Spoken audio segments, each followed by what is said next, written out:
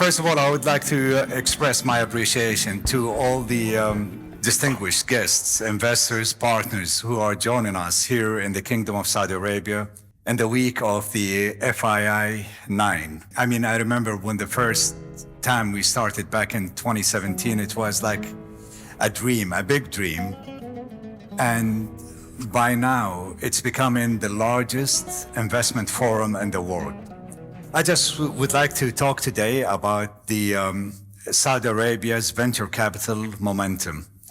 I would like to highlight one thing, that Saudi Arabia venture capital ecosystem today is experiencing an exceptional, extraordinary acceleration.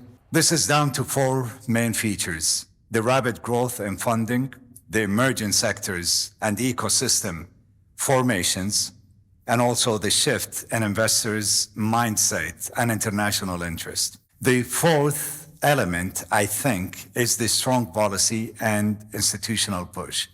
Is it perfect right now? I don't think so, but it will be if we continue on pushing, knowing exactly what would the venture capital, the entrepreneurs like Wafysail on my right, and also the fund managers, what exactly that they want and what exactly that they're lacking from an ecosystem that should be inviting more and more entrepreneurs and more investors.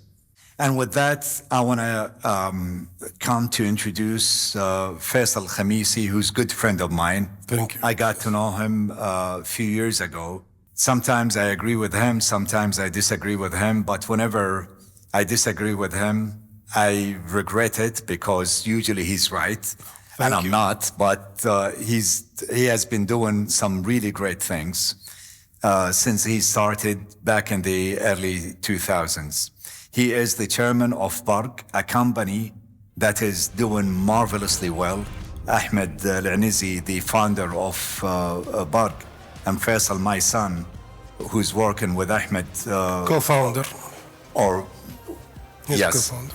And now they have more than 9 million customers in Saudi Arabia. They're branching out regionally and hopefully very soon even internationally. He is an entrepreneur, a visionary leader shaping the next chapter of Saudi Arabia venture capital journey. Now, was it all successful? Of course not. No. And that was for many reasons, and he will discuss it today. The reasons for entrepreneurs not to be very successful in Saudi Arabia 20, 25 years ago, and what happened since then. And without further ado, please join me to welcome Wafysail Khamissi. Thank you, Your Excellency. I'm truly grateful for this opportunity. So His Excellency called me last week, said, Wafysail,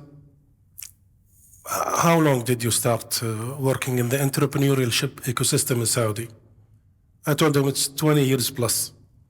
And he said, I want you to put a sort of a presentation of what did you try to achieve them? What were the obstacles? Where did you reach? And what, from your entrepreneurial or entrepreneur lens, tell me, how do you see the progress that took place in the last 10 years? Where do you think we are today, and what do you think we will be in the future? So this is a personal story. I'm grateful again to His Excellency allowing me to share it. And it highlights a journey of this ecosystem from 2000 till today, and I'm just a witness. I happen to be a player there. It began in year 1998. I was a student, first year, computer science, and I was obsessed with the internet. I heard about it, read about it, and there was no way for me to experience the internet because it was expensive.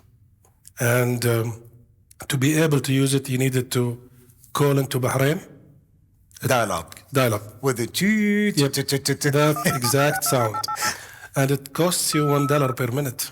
3 riyal, close to $1, through Betilco. I think Betilco, we have some people from Betilco here. And I found a small company that were actually providing this particular service. Basically, the service was they give you a connection, you use it to check your email at Hotmail. That's it. And I used to go to their office to actually learn. I was so curious about this, and I think we clicked, and they offered me to work part-time. Actually, I later realized why they wanted me to work, because I had a car. So I was the technician. We used to go to the customer house and install the dial-up. I worked free of charge, but they gave me shares, which was worthless. 2 years after that, the internet came in Saudi officially. I think 30 plus companies were awarded a license. They looked around for companies which has an experience. That company was one of them. It was acquired, and I made my first million by then. Unfortunately or fortunately, I dropped out of the university and started this company. I tried to find the website. I had to go to the Wayback Machine to be able to find this version. This was in 2002. I was actually heavy user of IceQ. I think some of you guys here know IceQ. It was the pioneer in instant messaging for desktop at that time. And but there was no mobile version. Mobile was an early stage. It was a feature phones, but it was progressing very fast. And I had the idea of developing a similar service for mobile, which was extremely, extremely difficult. Yeah. And I assembled a team. And today, in this presentation, I want to highlight a couple of obstacles. So this was in Riyadh. The team were partially locals, parts from South Asia. We worked hard for 2 years, but we failed miserably to deliver anything usable. That's the reality. There was a challenge in Saudi Arabia of finding good developers, real talents. Then I got to know a company in Singapore called Mozat. By the way, the founder of Mozat, Michael, is here. Mike, can you stand up, please? Yeah, this is my partner in crime. We have been working together for more than 20 years. He's like a brother to me. Mozat was a spin-off of NUS University, and they had a product that is similar to the idea I wanted to do, but way, way, way better. He had a small team, I think 10 people, but he's PhD, the others are PhD. They were all graduates of NUS, and they really developed something good. Mike flew to Saudi, I flew to Singapore, spent discussions for over a year, and then I acquired half of the company. So Tijseed and Mozat became the same company. And we worked together on developing the product, which we called it at that time Shabak. Shabak. Which translates into linked. Actually connected. Connected. Yeah. Connected. So it means connected. And the idea was quite simple. Can we allow you from your Nokia phone, from your Sony Ericsson phone, to be able to add somebody and talk to him free instead of using SMS? Deliver the messages instantly. By the way, at that time, there was no push notification services. So now on your iPhone, when you receive a message, this is handled by Apple, not by the developer. They have a network of nodes around the globe. Same thing to Google. In our time, we had to develop our own push notification service, which was not easy. It was never perfect, really, compared to what Apple delivered later, or even WhatsApp, because we had to deal with, I remember, more than 20 mobile types. There is something called J2ME, Java 2 Micro Edition, for Nokia phones. Nokia also has a platform called Symbian. There was another platform called QK. You have to develop for all those operating systems, and many of them were lacking Arabic support. But we came up with the first version. And problem 2, there was no payment in Saudi Arabia because the regulator did not open it up yet. The only way to actually make money at that time is to team up with a mobile operator.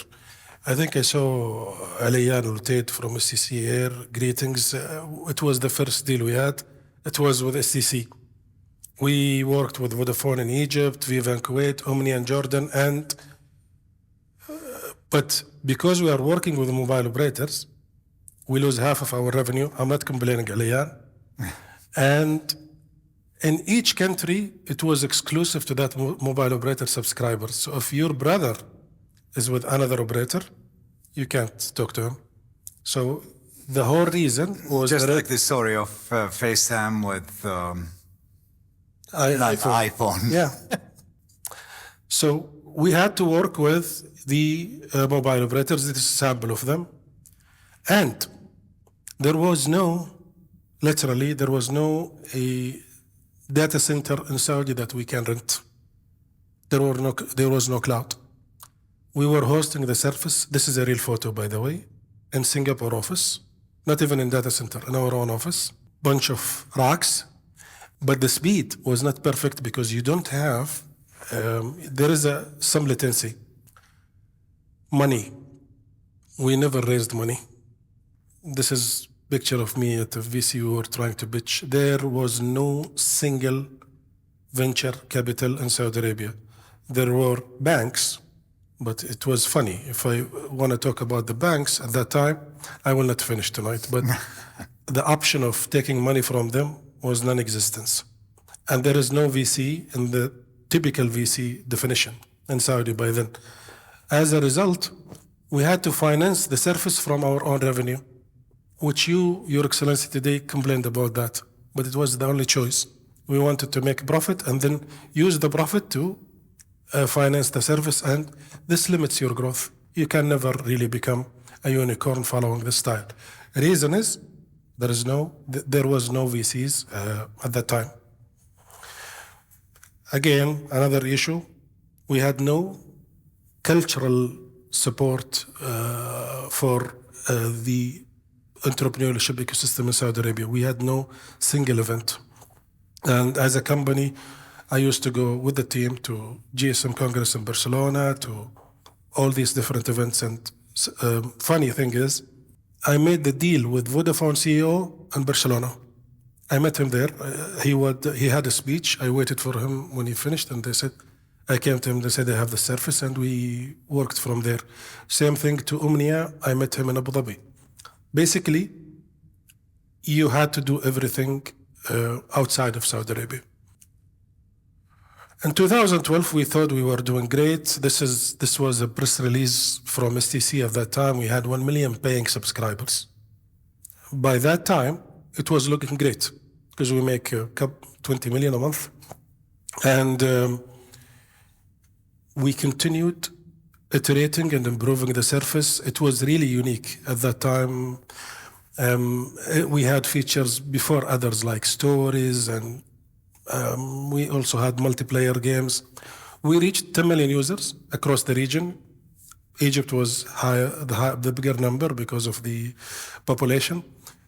I think we created $150 million in the lifetime of the service. And that was 2013. But what we didn't know then, or what we didn't realize, is the black swan. Yeah. But in 2 years' time, when WhatsApp came, 2009, slowly, it took 2 years with a small shift. But 2 years after that, we dropped from 10 million users to 100,000, literally. We didn't think it will happen. We thought we can do something, but how can you compete with somebody offering the service free and you're charging people? Yeah. Their application was way better because they started from a clean slate, designing for the iPhone and Android, where we had the legacy applications. We needed always to maintain this and jump to the iPhone. Not only that, but it's open for everyone to use. Free and not exclusive. Yes. And in addition, WhatsApp, if you check it will tell you if WhatsApp was seed funded by the founder. Yeah, the first year, 2009. But in 2011, there is 8 million from Sequoia. In 2012, there is 50 million. So it was a VC-backed company. That is how they afforded to offer the service free of charge. This is the slide I really want to emphasize. This is how the ecosystem was at that time. We had some work in many of these areas, but none of it was good. And human capital, this is why I showed the slide before. We really didn't have great developers. That's why I had to go to Singapore. The infrastructure, we had no cloud. By then, funding, no VC. The regulation, no payment. There was not a single payment provider licensed in Saudi Arabia. Culture, there was no event. And by the way, this definition of the entrepreneurship ecosystem is defined by the World Economic Forums. It's a standard one. It was clear to me and to my partner that we cannot become a unicorn with this. And on a personal level, I realized the ecosystem has to be established in Saudi. Without that, it will always be hit and miss, trial and error. And as a Saudi citizen, I was so happy to hear about Vision 2030. And I want to show you what happened in 8 years, from year 2016 till today, and by numbers. Because a lot of people hear about Vision 2030 and they have a lot of ideas, but number speaks. And this slide, this is what happened. In almost every element of the entrepreneurship ecosystem, the jump was magical. And by the way, this is purely Vision 2030, in which almost all the government entities were working together side by side, non-stop, to achieve all of this. Human capital, we jumped in a significant manner. There has been so many academies, boot camps, changing of the education system, the regulation. I would claim in some areas we are the best in the region when it comes to regulation, especially fintech. When it comes to funding, we have more than 100 VC. That is beside Sanabil and Jeddah and the VCs that are owned and operated by PIF. But also the private sector VCs. The family office. And the family offices, it's more than 100, and they are real VCs. They take risk. The infrastructure, every hyperscaler is available in Saudi Arabia today, whether it's Amazon, AWS, Microsoft, Google, Alibaba. When it comes to culture, you are sitting in one of it today, which is FII. We also have a specialized tech event, which is Leap. I think some of you been there. The support ecosystem for startups, we have a lot of accelerators, but I want to mention Garage and 500 startup in partnership with Sanabil. Almost every element here had sort of transformation, complete transformation. And what does this mean? What does happen when you improve everything in this? Unicorns emerge. Simple. When the elements of the ecosystem become, I wouldn't call it mature, but when they become strong, you have a foundational layer. You don't need to do much for unicorns to emerge. Just leave it alone. Real entrepreneurs will emerge. They will seize the opportunity, and you will see magic happening. Personally, coming back to, we shut down Shabak surface, and I was lucky enough to be part of this transformation. Even my role was a tiny bit, but I'm proud of it. I chaired an NGO trying to help in many different areas like talents, startups, cybersecurity, and this is a quick view. SAF CSB, we try to operate it as a venture builder, in which we try a lot of things. If something fails, we drop it. If something works, we double down. It's an A/B testing style, data-driven. And we did really well in the academy, in Garage. But I want to highlight two stories today. And by the way, it's the same person, failed before or did not really succeed. But in this venture builder, we created a service called Jaco. It's a social network. And it's a great success story. Thank you, Your Excellency. What I'm mostly proud of is it's a local company here that has its own entire IP. And IP is so great that when a local company, ثماني, was awarded to broadcast the Saudi Football League, they came to us and we worked together, and we are powering the platform that is used by, last night, 3 million people. Jaco today has 26 million users in the region. We had a nice revenue in a very short time. We have almost 500 people working on it. It's a unicorn, and it's less than 2 years. Why we are able to do something like this? Because we have the VCs. Actually, this was financed by one of the VCs, financed by PIF. We have the talents. We have the cloud infrastructure. I would claim we start video streaming faster than YouTube because we are hosted here. And we have our own CDN with Alibaba. So we use the smart, good mixture. But because we have Google here, we have Alibaba here, we have Amazon here, we're trying to find the best setup for us. We have that freedom, that luxury, which we never had before. Another one is an instant messaging. So I didn't lose my dream, but this time I'm coming to it from a different angle. This time it's enterprise. So we created a service that is mixture between Zoom, WhatsApp, Teams, Microsoft Office, and we are launching it with DGA, the Digital Government Authority, next week. This is a deep tech, and it was developed here. We had, of course, we brought in people, experts from across the world, but the core team is in Riyadh for both services. And a personal one is Hudhud. This is a mapping application. It's we love Google, but we think Google is not doing justice to Saudi. Google is focusing on US, Europe, and they operate in more than 120 countries.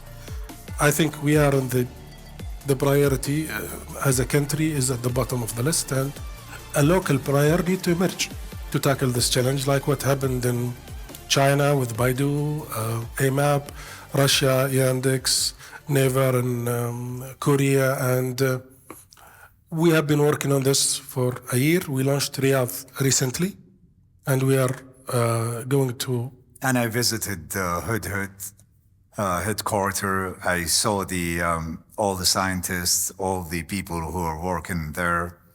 It's one of my personal favorites. Why we are able to do it, Your Excellency? Because the same thing.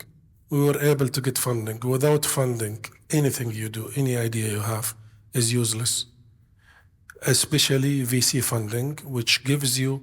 We were in a meeting today with His Excellency, and he mentioned something. And I told him, he said, when I don't know, can I share it? Yeah, of course. He said, we could have turned profit in Noon 3 years ago, but I was pushing them not to. I said, focus on the market share. And we will make profit later on 5 times, 10 times more than what we can make today. By the way, this is the language of Silicon Valley. If we hear, I told him today, I'm grateful to you because coming from him, it means this is the culture of PIF. And guys, PIF is embedded in all of this movement in Saudi Arabia. Nothing happens where PIF doesn't play a role directly or indirectly. And this culture will go across, I believe. Yeah, I mean, Faisal, if you allow me in here Please. just for a second, and I just want to crystallize this idea, which is, I think Faraz here with us, the founder of Noon, and he came to me like many years ago, even more than 3 years, and he said, I can turn EBITDA positive by the end of the fourth quarter. And my initial reaction to him saying, why? Why do you need to be EBITDA positive? I don't care. Yeah, I don't care about the profitability now. I care about the profitability in 2-3 years when you conquer more markets and when you have better market share. We're not talking about price dumping. I'm talking about going out to the markets that they deserve to be served. And we haven't covered most of the kingdom. We haven't covered most of the UAE. And we haven't played in most of the GCC countries, and we haven't played in the other Middle Eastern countries, let alone the international markets. They should thrive to be the best delivering this service, and they did. Given your customer, your client base, what they deserve of a good service. So that's why I said we should continue on focusing on the growth. I'm sorry for... No, I like it because I want to tell you something, Your Excellency. This conversation you had with Firas is the dream for every founder. To have his VC, his backer, tell him, focus on getting market share, don't worry about profitability. This is how companies like Google, Meta, Amazon, especially Amazon, 16 years before they build profit. And that's how you actually can build companies that can change the world. It's the only philosophy. And how this whole conversation started, because I showed His Excellency a slide that really grabbed his attention. This slide. In the stock market in 2011, most of the top companies, the top 10 list, were either oil or banks. The only tech company was Apple. But in 2016, they were all tech. It was a tipping point because the ecosystem was maturing. Same thing to China. And the argument I want to make today is that same thing will happen, is happening in Saudi Arabia. Once you have the ecosystem emerge and start maturing, history will repeat itself. Yeah. It's guaranteed. But that's already happening, by the way. Today, we already have unicorns, and Noon is one of them. His Excellency mentioned Bark, you have Jaco. And to all our friends who keep visiting Saudi, and we think there are opportunities in Saudi. The market is maturing. And it's the time to look around and try to find opportunities like His Excellency mentioned Berg, and in less than a year, it became the fastest growing fintech globally. By the way, Visa awarded us 2 weeks ago the fastest growing fintech in MENA, Europe, blah, blah. We said, why you don't say globally? They said, well, we are still getting data in China, blah, blah. They are trying to vet it, but we know for a fact, Berg is the fastest fintech in history. It took us 21 days to reach the first 1 million user, then less than 6 months to reach 5 million, and I think now we're hitting 9. I can't disclose the valuation, but it's above. It's a unicorn already, and why? Of course, the team is great. Ahmed here is doing a magical job, and Wafeisal is helping him, and Wafeisal knows the importance of raising money to sustain the growth. He freed Ahmed from worrying about making profit and told him, think of going further and further and grow at any cost. If the ecosystem did not reach the maturity stage it reached today, Berg would not have been here. And that is the story I wanted to share tonight. Yeah, I mean, before you finish, I just want to mention one more thing. One of the entrepreneurs whose company is up here, he said, well, the Saudi market is not that big, it's small. We don't have enough population, so that's a big problem. So he asked me, what is the solution? And I immediately answered him with the first solution would be, well, we have to reproduce. Yeah, that was the first answer. So, but that's going to take maybe some years to achieve it. The second thing is we have to open up our borders for more and more people to come and reside here and live in Saudi Arabia, and that's happening. 1/3 of our population are expats. The third thing that I say, we have to make it better for entrepreneurs, for startups, have the right ecosystem. And what I mean by the right ecosystem not only the funds, the VCs, the others, but the right regulations, the right free zones. We still don't have. What you shared with us today is But coming. I shared with you that it is hopefully coming very soon because I pushed for it in the last few days. Maybe the fourth aspect, which I think Saudi Arabia is different than many other markets. What's the ratio that you use in ARPU? The ARPU or something. ARPU. ARPU. So the ARPU in Saudi Average revenue per user. The average revenue per user in Saudi Arabia is totally different than many other markets. True. So you see big number of people in Brazil, you see big number of people in China and India.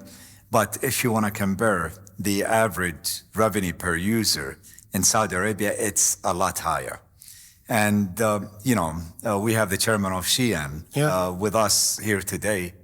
And I think the Saudi market is the second largest market after the US for Shein. And just to put things in perspective, the Saudi market is 10% in population if you want to compare it to the US, but we're still the second largest. Yeah. I'll go back to Bark too.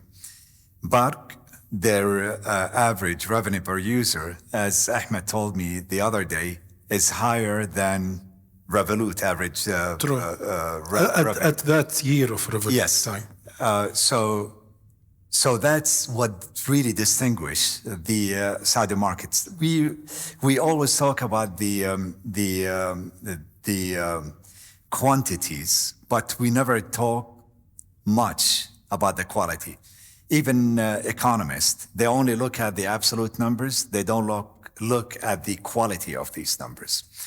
So maybe this is the major takeaway that I would like you to have this evening. And before we close, I really would like to recognize what Faisal did in the VC market in Saudi Arabia and continue on doing. He has many great other ideas that we have discussed, and hopefully it will go all of them across the line. Of course, it's not all of them will be successful. Definitely. But we will have many unicorns. With that, please join me in thanking Faisal. Thank you very much. Thank you, Your Excellency. I am really, again, grateful for this opportunity. Shukran. Sultan.